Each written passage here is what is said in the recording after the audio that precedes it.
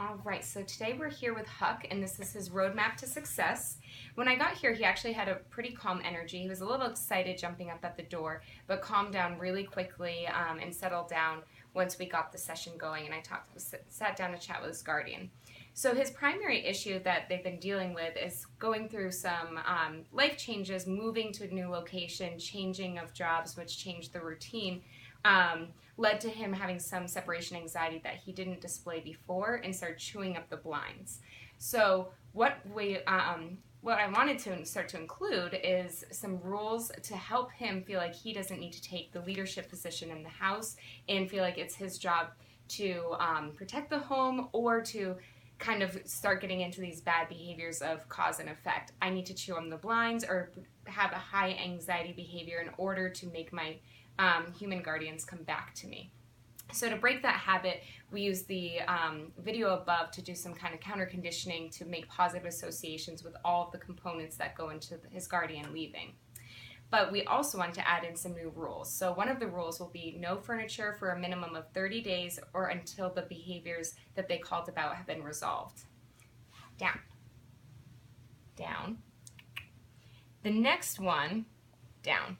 The next rule that we decided to include is to have him sit before he goes through any door entryways.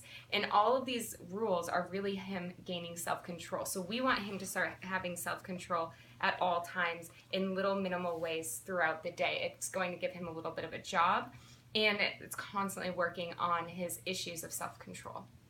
And he'll be sitting before getting attention. So anytime he comes over, instead of just being able to run over and kind of barrel in and get attention that way, he has to sit first and be polite. Over time, you won't need to give him the command word, and he'll already know to just sit down, and that's how he's going to ask for attention politely. The next one is waiting for a command before he eats. So he needs to have a release word before he's allowed to eat. So he can't just go over and take the food as soon as it's put down. Food is the most important resource for most dogs, or all dogs, that and mating rights, but that doesn't apply here. So them having control over the resource, the food, is actually a huge way of showing leadership. We're also going to change his routine from having exercise later in the day to going out for a run or a bike ride in the morning. He was checking to see if there are any treats up on the chair. And that would not be very polite, huh, buddy?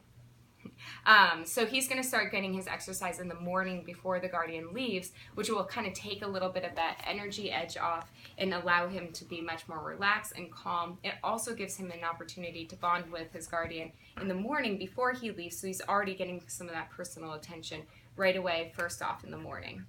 The next thing that I wanted to make sure to discuss is keep petting with a purpose. Remember, every time you pet him, you're reinforcing his behavior. So if you pet him when he's anxious, nervous, or demanding attention, then you're reinforcing that behavior.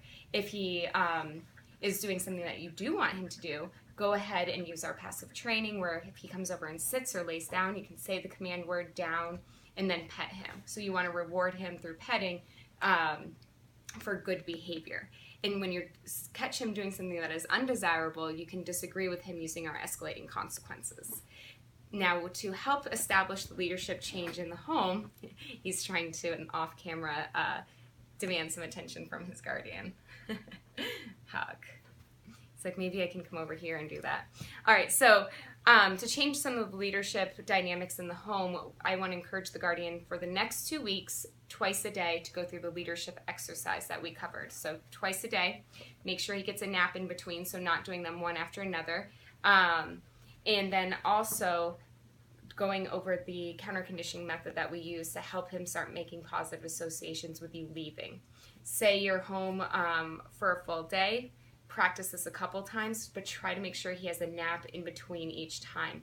Dogs consolidate memories and will learn faster if they get a nap in between these time periods. So, and just try to make sure that you're not going too fast by letting him build up that trust and self-control. So start going down the stairs, come back up, and you can do this just one time going a little bit farther and then be done with that for that time period. Take a break, come back to it later, so it's kind of randomly throughout the day to build up that kind of self-control. And let's see, anything else? I'm just checking over here. Oh, yes. And so he's still really young. He's only a year old. So I want to remind the guardians to get marrow bones, and they can run some big carrots under water and put them in the freezer.